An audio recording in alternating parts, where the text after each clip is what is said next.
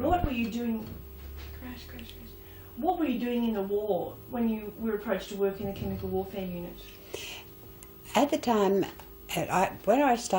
when they asked me to... Try not to talk over me because I can't... We can't cut into something if I'm talking as well, so... Oh. But let me finish the question. Yeah. What were you doing in the war when you were approached to work in a unit? I first heard about chemical warfare and going to work for them when I was in an anti-aircraft unit. I had left the initial supply laboratories and joined the army, and I had volunteered for anti-aircraft because it seemed such an exciting, romantic thing to do. And then after we'd had our final leave and we were going up to Queensland and everything was very exciting, I was told that I had to go and see my CO. And I couldn't think what I'd done wrong, but I went to see him and he told me that I was going to be seconded to a chemical warfare unit. And of course I said I didn't want to go. And he said, but I had to go for the interview anyway. So I had to go and see Colonel Gorrell, who was running the unit or getting the unit together at that time. And he explained what the chemical warfare unit was and what they were going to do, and told me that I was going to work for them. And I said I didn't want to. I wanted to stay in anti-aircraft. And he said, well, I had two choices. I could come like a lady or I could be sent. So I ended up in chemical warfare. What qualifications did you have when you were recruited for the unit? I'd worked as a laboratory technician out at Munition Supply Laboratories, and I'd had done sciences in matriculation, so I guess that's about all the qualification I had. What were you told about the unit before you joined? We were told that the unit was to test mustard gas under tropical conditions to see whether it was more effective, and that was about all we were told about. Now, how effective our respirators were against mustard gas too was another thing, and the protective clothing they had. But that was about all that we knew about it. Was it ever impressed upon you that it was secret? I don't remember thinking it was a very secret, or knowing it was secret, but nobody seemed to make a great deal of fuss about it. They just asked you not to talk about it. And since I've been in anti-aircraft, and I was used to not talking about where you were going, and you were just everywhere, all round you were warnings not to talk about what you were doing for the war effort. So it just seemed to be normal not to talk about it very much. But I don't remember anybody particularly telling me that it was terribly secret and I had to keep very quiet about it. What were you required to do once you arrived at the unit? Once I arrived at the unit, my duties seemed to be mainly in the laboratory and helping out in the regimental aid post, which is where the volunteers were looked at after they'd been exposed to mustard gas, and where we took their blood for blood counts, and put dressings, if they needed dressing on their burns, we put dressing on them. And that was about all. Can you describe to me what it was like when you were in Melbourne? What happened in Melbourne, for example?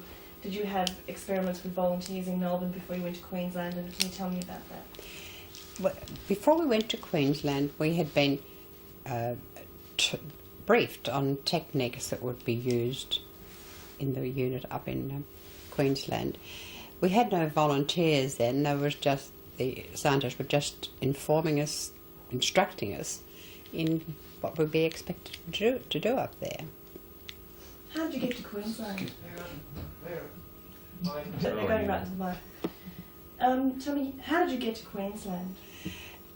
When we finally organised the unit and they got everything together, we were all sent up to Queensland by train. And it was a ghastly trip. Old trains, beautiful scenery all the way up, but very, very tiring and very uncomfortable, really. It was a troop train. We went as far as Brisbane at first, and then we stayed in Brisbane for about a week, I think it was. I seem to remember that the camp wasn't quite ready for us at Innisfail.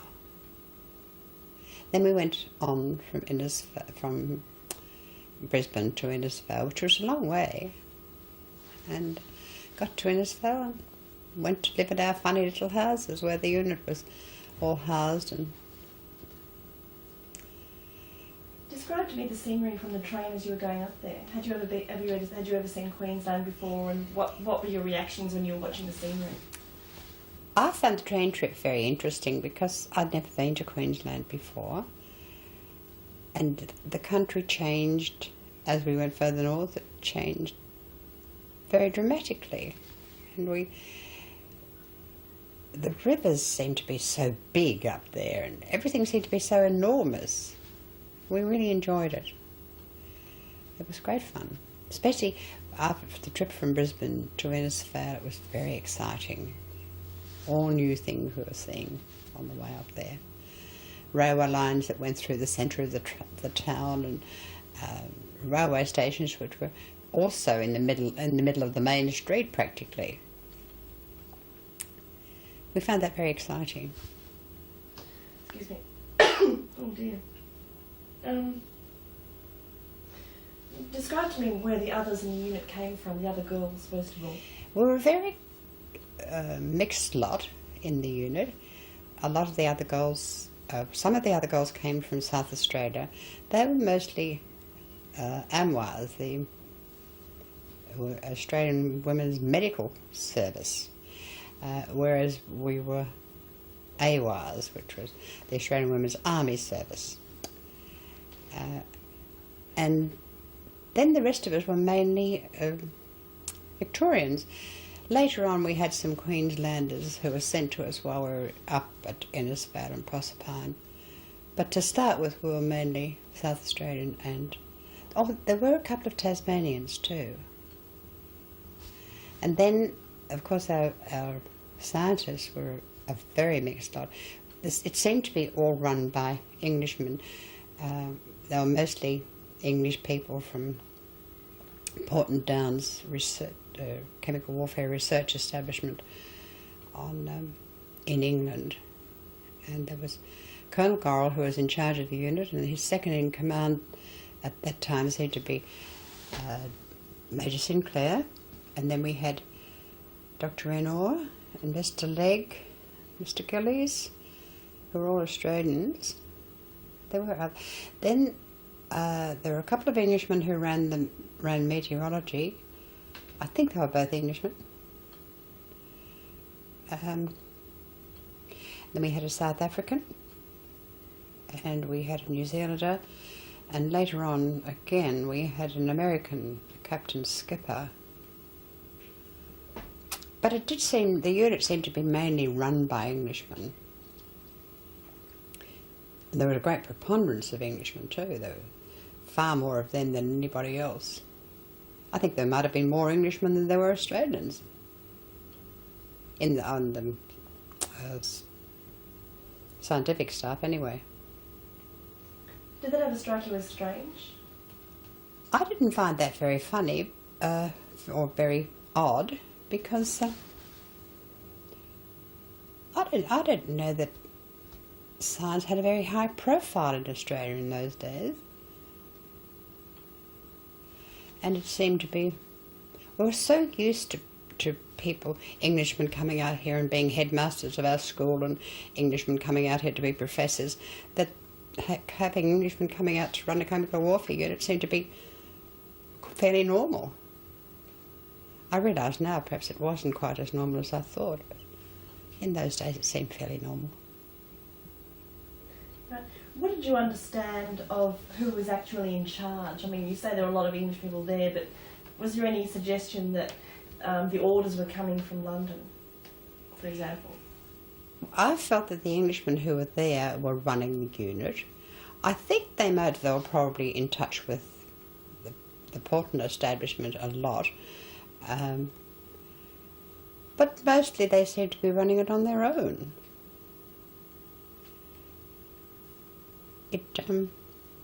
It did seem to be mainly run by Englishmen, with a lot of input from the Australians. The Australians did seem to be very inventive, to be very busy all the time. They put a lot into it. They're very enthusiastic about their work. Describe Freddie Gorrell to me, Fay. Colonel Gorrell was a very quiet man with quite a good sense of humour. He could see the funny side of a situation. Very fair. And one thing they all had in common, all the scientists in our unit, they were all great teachers. Every one of them could pass on their knowledge. If they were teaching you a new technique, they made it perfectly clear. It was very easy to learn from them. And very pleasant to learn from them too, because they were all so enthusiastic about what they were doing, and so you became enthusiastic too. Fay, introduce him and describe Freddie Gorrell to me. Colonel Gorrell was a very... Sorry, let's say who he was and then go on. Yeah.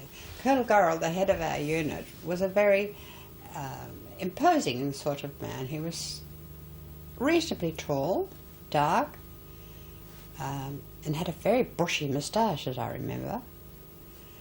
But he was a very nice man, very fair man, and a very lucid man. When he wanted you to do something, he told you very clearly what he wanted done, and very rarely did he have to explain himself twice.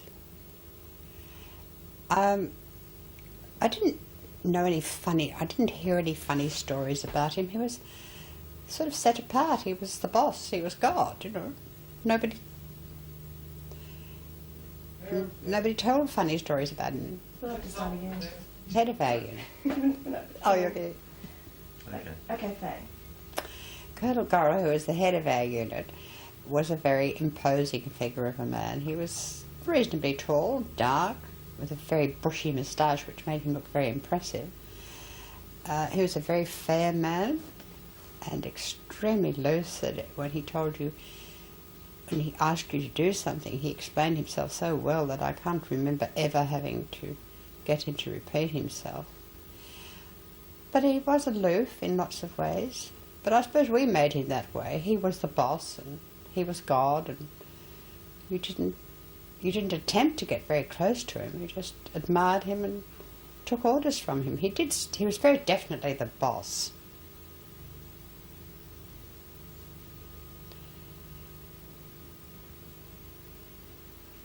That it? That's great. That's good. As girls there in the unit, how did you deal with that kind of authority? Most of the girls seemed to like the way he treated us.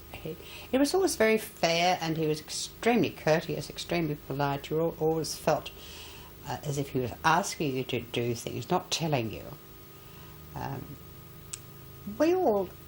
I think we all liked him very much.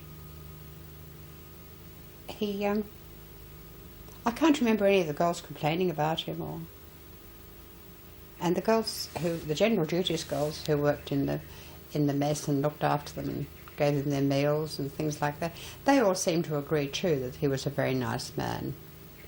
Perhaps not the warmest man in the unit, but a very nice man. What did you understand of how much he may have been a driving force for the unit? I felt that Colonel Gorrell himself, was the man who was the moving force behind the unit, who almost as if it had been his idea to come out to Australia and try out the mustard gas under tropical conditions. It probably wasn't, but that was just the impression you got, that he was the one who planned it, who started it, and he gathered a very enthusiastic team around him. He certainly got enthusiasm from the Australians. They were wonderful. Do you know much about his motivation for wanting to do that? For example, do you think that he might have had a vision that the war would go on longer than it did, and that people would resort to using chemicals? I think Colonel Gorrell felt that because he knew so much about chemical warfare, that it was, and he probably worked, or he was probably very well aware of the work that the Germans had done, and he probably thought that eventually chemical warfare would be used in the Second World War. I think we all felt it would be eventually. We were always waiting for it to happen and hoping that we were in time with the experiments we were doing. As it turned out, he was quite right about the Germans being very advanced, but fortunately they thought we were more advanced than we were, so they hadn't started using chemical warfare.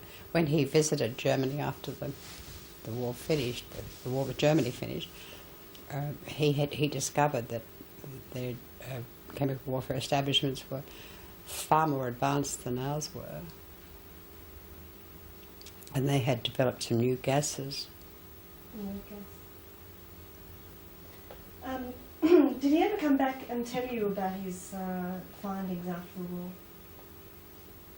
Not after the war, but after the war with Germany finished, he came back. It was a fairly brief trip over there, and yes, he told us all about what he'd discovered. So tell me that story then. Tell me, as though you didn't hear the question, tell me about him coming back from that. And when Colonel Gorrell came back from seeing the advances in what had happened in Germany, he was very good about telling us what had happened or what he'd discovered there, and we all knew about it. He made sure that everybody knew that what we had been doing wasn't in vain, that we certainly fooled the Germans. They thought we were much more advanced than we were. What did he tell you that he found? He said he'd found lots of... They'd developed new gases, nerve gas, and they had refined mustard, I believe. And I don't know whether they had any improvements in respirators. I can't remember anything being mentioned about that. Describe to me, Fay, what it was like working in protective clothing. When you talk about respirators, was that comfortable or...? Working in protective clothing was very uncomfortable, particularly if you perspired at all. And I think everybody did in protective clothing, because once the clothing was impregnated with chemicals, it didn't breathe very well at all. So you're continually in a bath of sweat inside your protective clothing, and respirators got very smelly and very sweaty, and they were quite horrible. But you sort of welcomed the discomfort, because it was almost as if what you were doing something for the war effort. It was, you were making an effort. You were putting up with some discomfort. In Muriel's letter that she wrote to me yesterday about Freddie, she said that he knew that that chemical warfare was an atrocity, but it wouldn't have been as bad as being in the jungles of New Guinea. Did you ever think anything like that at the time? That you'd have to put up with wearing protective clothing and do all that stuff, endure the likelihood of chemical warfare, because, people were so used to the hardship of being in the jungle. I don't quite get that.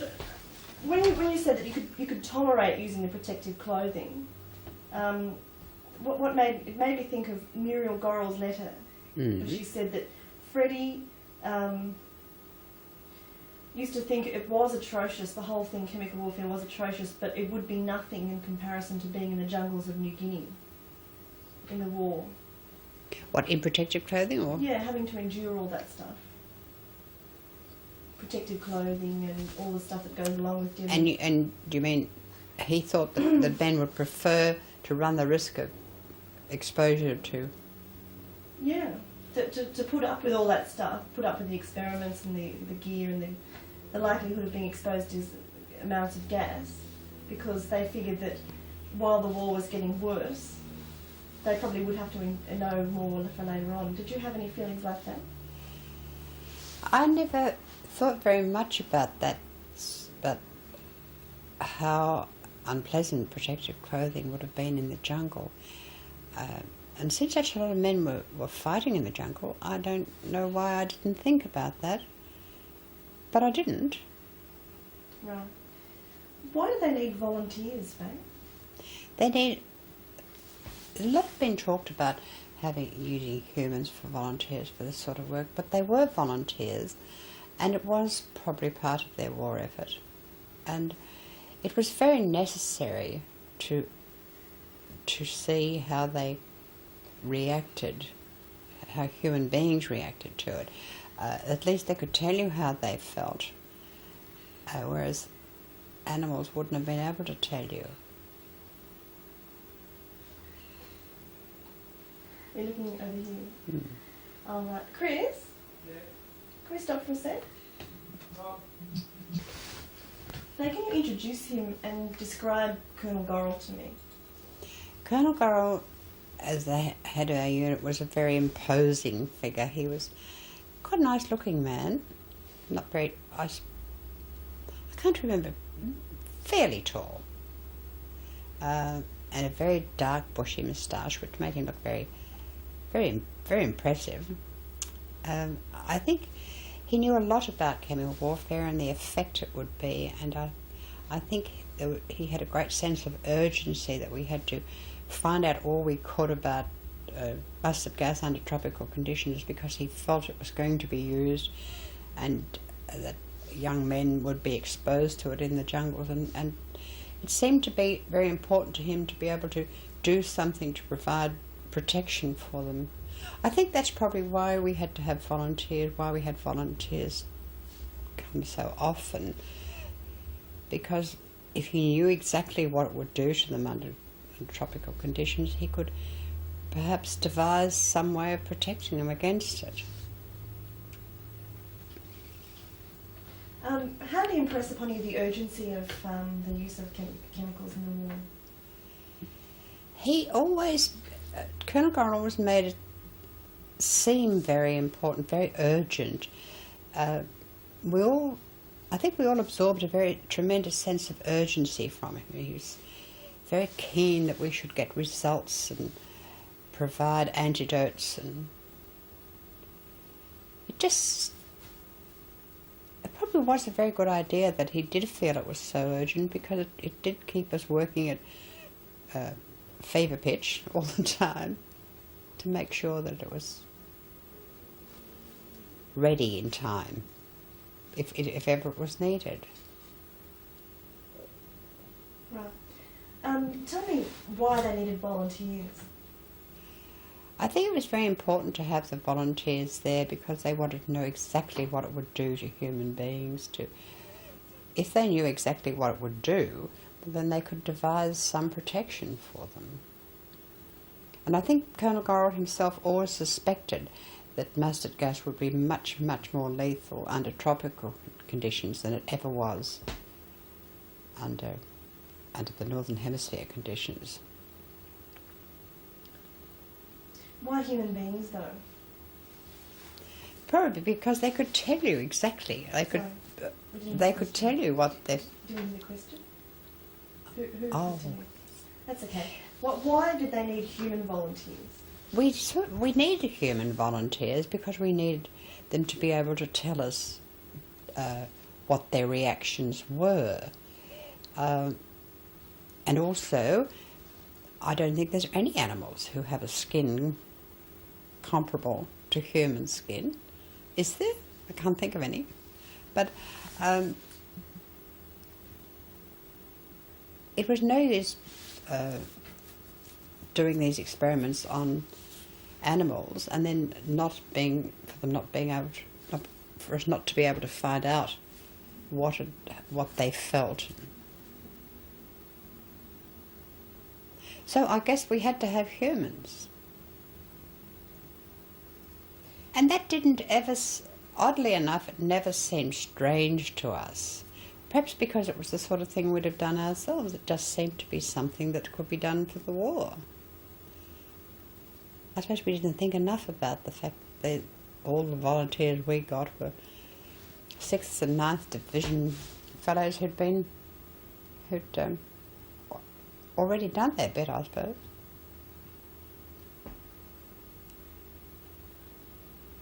Well, that's good, Fay. What were the volunteers required to do? When the volunteers came to us, they were prepared. Some were used as controls, and some were used as used for experiment, and they were different experiments. Some wore respirators. I think they all wore respirators all the time, and there were different kinds of protective clothing, and sometimes they didn't wear protective clothing on certain parts of their body. And that was about, I think. Oh, and then after they were exposed to mustard gas, they went over assault courses to see how long their efficiency would last, according to how badly they were burnt. But unfortunately, or perhaps fortunately, we had Australian volunteers who are extremely pig-headed, and they would go for ages, long after you thought it was possible for human beings to go. I don't know whether any other troops would have gone for quite as long as they did, because it seemed almost miraculous that some of them could keep going for as long as they did. Can you tell me any particular stories of incredible exertion on that level? I can't remember any specific stories about people who made great efforts. It just seemed to me that everybody seemed to be trying very hard. There probably were some who tried a lot harder than others. But I think in the main you were so impressed by how hard they worked that individual cases didn't stand out. Describe to me what the atmosphere was like in the unit. Was it fun? It was a lovely unit to be in. Sorry, Fay, I talked over you. Yeah. Keep going.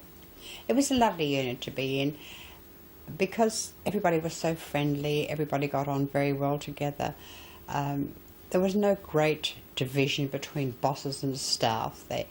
Everybody was nice to everybody else, and everybody cared for everybody else. And it was really good fun. And the volunteers were absorbed into the family when they came, and they were part of the fun too. And all those lovely men around, it was great. There weren't many girls, but I think there were about half a dozen on the general duty staff, and about 8 or 9, 10 maybe laboratory technicians, and we just had all these people around to take us out.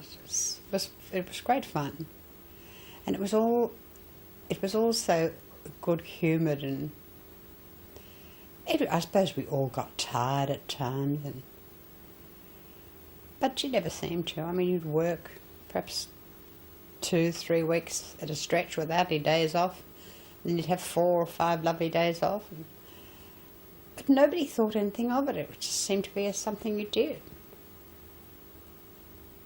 And you couldn't possibly complain about hard work because the scientists themselves seemed to be working every available minute of the day and night. What did you do on your days off up in Queensland? When we had days off in Queensland, sometimes we'd go down to Etty Bay, which was that was up outside Innisfail. It was a lovely beach. We'd go down there, and I can't remember. Didn't seem to be much activity in Proserpine. We seemed to go into town. Oh, there were lovely dances in Proserpine, in the town hall there. We used to go to those. And there's also a very nice little Italian restaurant up there. When I think of it now, it must have been very, very cheap, because otherwise we wouldn't be able to afford to eat there. Lovely food. Did you go swimming? Did you have... And we swam in the river. We swam in the Johnston River for a long, long time before anybody had the heart to tell us that there were freshwater crocodiles and gropers in the river.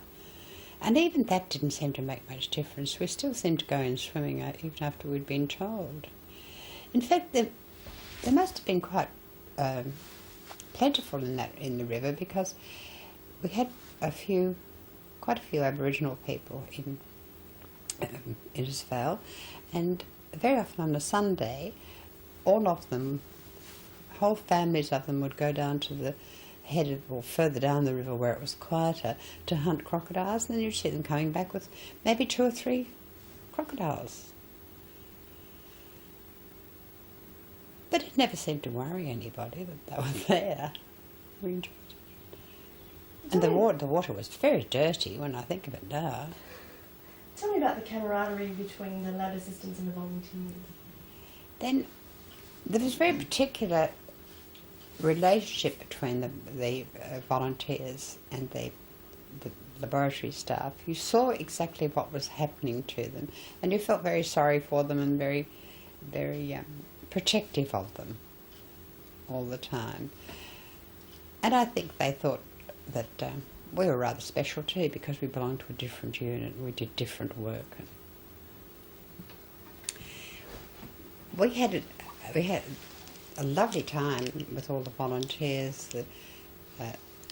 Let's start again, sorry. We had a lovely time with all the volunteers No, up there. We'll start again. Oh, okay. Okay. You right? Yeah. Okay.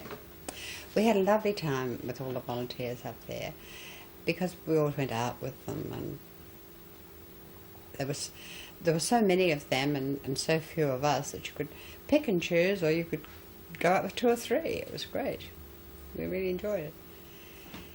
But it became very difficult at times, particularly once they got burnt, and then we had a name for them when they got very badly burnt, particularly in the scrotal area. They couldn't walk they couldn't walk with their legs together, so they used to walk with one foot on each side of the concrete, and we used to call them the footpath men.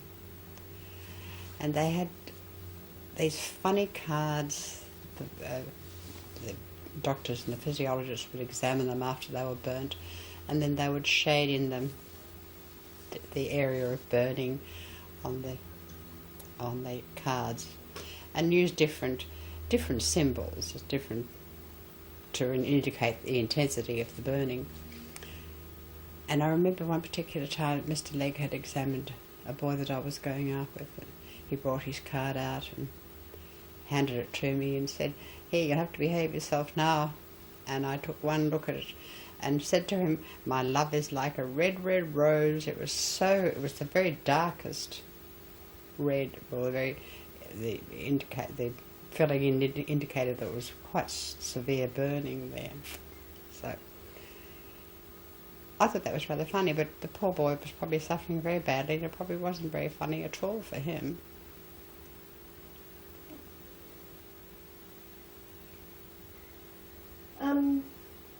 Tell me more, as a technician in the lab, what were you required to do about the ferrets, tubes, and the Actually, the work that we technicians did was quite interesting. There were a lot of different kinds of work to do. There were blood counts to be done, and there were a different analysis to be done, and then there were different types of treatments for burns, and you had to record the reactions that they had to different types of treatment. And then later on, when we got Major Thompson with us, he was another Englishman whose speciality was gastrics, and he instituted an experiment of test meals, so to see that if the exposure to mustard gas had any effect on stomach secretions or the digestive tract or anything like that. And that it consisted of feeding the volunteers a bowl of stuff that was like gruel. I think it was just horrible, gloopy sort of porridge, and then swallowing a R's tube, which is a stomach tube, and at different intervals drawing stomach contents off and then analysing the contents to see if they were any different or if they were showing any effect from the mustard.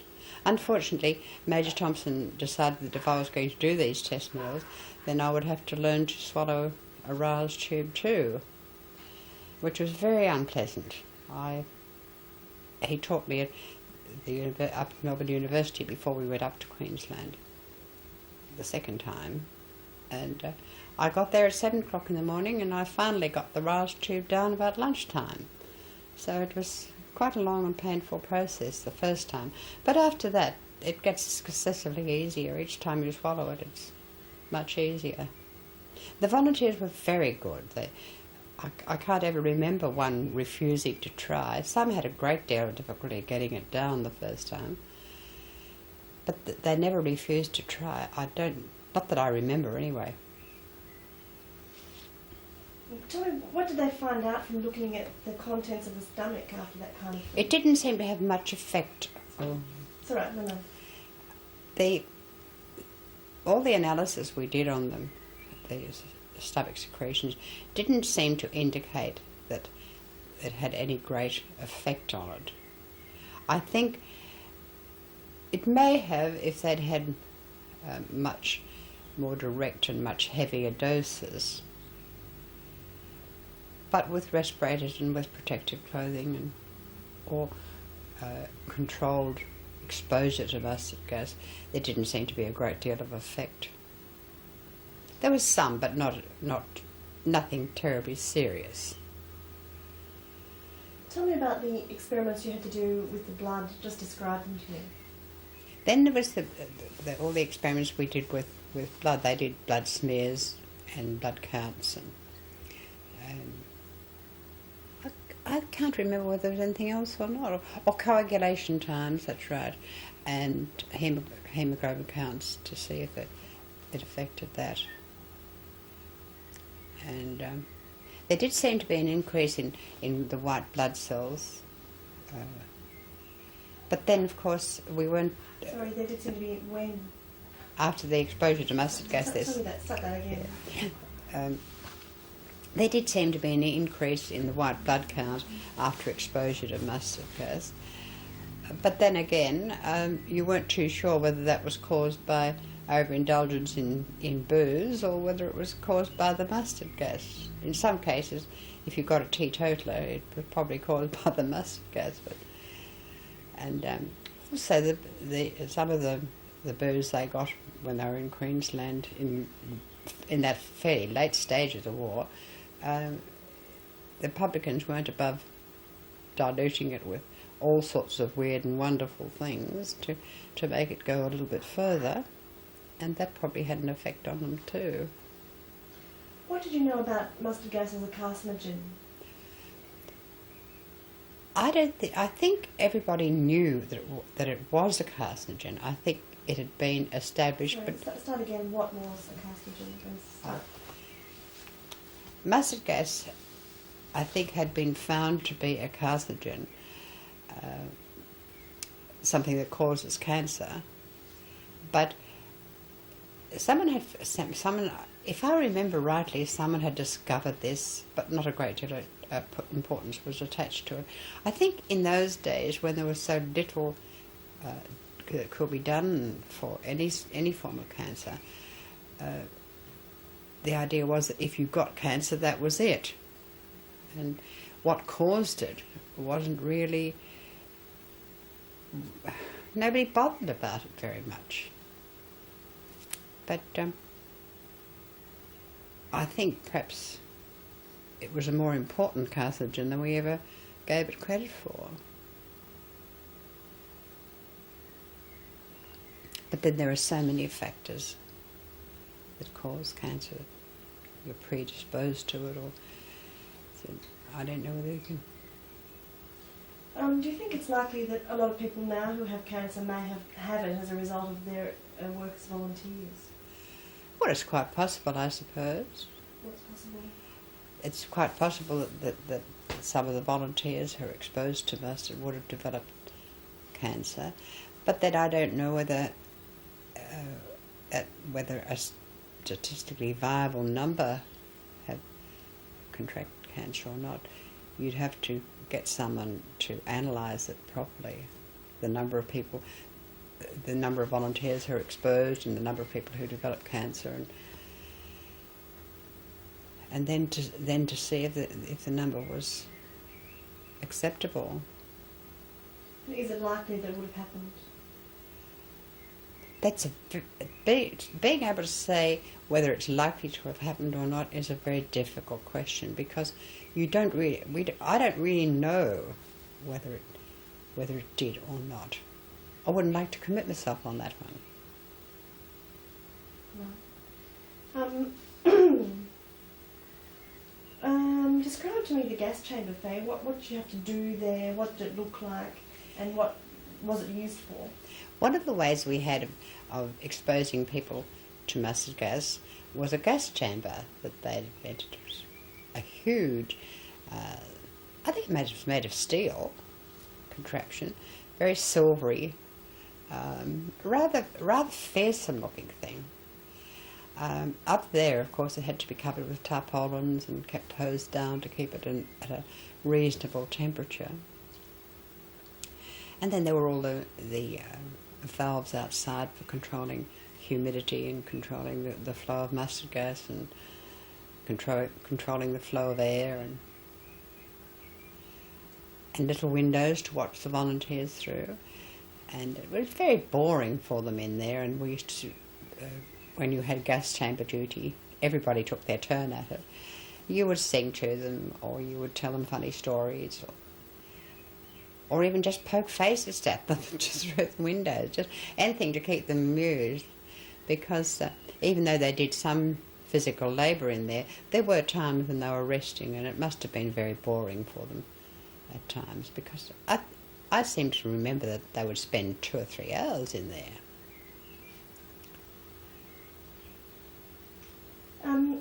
What was it like when you looked through the window to see them there? Describe to me what it was like looking through the window. When you looked through the windows at them, it was quite eerie. It was like looking into a prison or a cell of some kind. You didn't, but you didn't really think about that's the impression I have now thinking about it. But then it didn't strike me that way. It was just something that was there, something they did, and you were prepared to keep them amused while they were in there, because it was very boring. But it didn't seem to be frightening. It just seemed to be mundane, run-of-the-mill. Something that, one of the things you did, one of the things they did. We were very accepting, I think. Do you want to say anything about how you may have been too accepting, or maybe you didn't question enough what was going on in the context of the war? Perhaps we didn't question things enough. But Sorry, do you want to start again? Perhaps we didn't question things enough then, but we weren't. I guess none of our training led us to ask a lot of questions. You accepted things. It just felt like a worthwhile thing to be doing, so you didn't question it too deeply. And also, there was this great fear that the Germans or the Japanese would use it before we did, would be more advanced than we were, and your whole idea was that you were going to protect our boys from that sort of thing. You were going to do your utmost to provide some protection for them, some buffer against what might happen to them.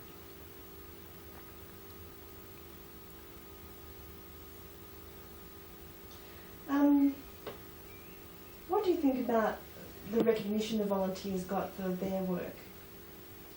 The volunteers did some wonderful work up there, and I don't think they've ever really been recognised enough.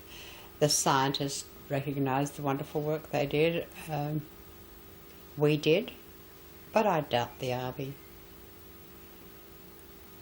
I doubt if the Army knew very much about it.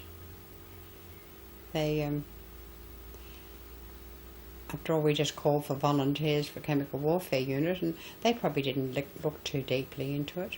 It had the okay from munitions supply laboratories who supplied their respirators, and the Department of Defence said it was all right. So I suppose they just went along with it. Do you feel any sympathy now for people volunteers who may be trying to get compensation?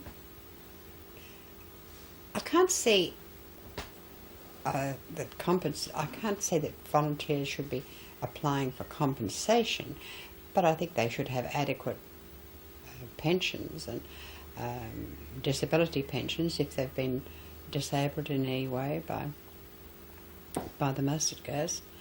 But injuries received in wartime, it seems to me slightly indecent to apply for compensation when you've been injured on active service, more or less. What about if no one ever admitted that active service took place when they tried to get pensions? Of course, I suppose the great difficulty they all face when they're trying to get disability pensions is that the Army now probably don't know a great deal about the unit and what we were doing, even though our unit was part of the Army. Well, we girls were. And it had a name, and it even had a colour patch. But they probably don't even know that it existed. And I would think that some of those volunteers are probably having a very difficult time to get compensation. And I think something should be done about that. Not compensation, but proper pensions, proper disability pensions. Maybe a full, totally and permanently incapacitated pension, because some of them probably are. I don't think anybody thought there'd be any long-term effects from it, from exposure. But maybe maybe it is now, because we didn't know enough about it at the time, I suppose. Anything else you want to say, Fay? Nothing. What do you think now about those experiments? What do you feel about them? I think, looking back on the experiments now and all the things we did up there, I would do the same thing again. I don't think there was any evil intent behind any of it. I don't think we were taking advantage of anybody. I think the whole idea was that we were doing the best we could in a situation that we were really working very blindly. We didn't know what was happening. We didn't know what was likely to happen. We didn't know how long the war would go or what would be used against us. And, I think everybody was doing the best they could under fairly difficult circumstances and not very clear circumstances. And yes, I think I would do the same sort of thing again. We all felt it was a very important job. It was we really did feel that by doing that we were contributing something to the war effort. And in those days that was very important, that you were doing something to contribute. However small it may have been, we just felt it was something. Okay, that's terrific. I don't think there's anything else we want to talk about. Unless you can think of anything. Can't think of anything else. Okay. Now just sit quietly for a sec.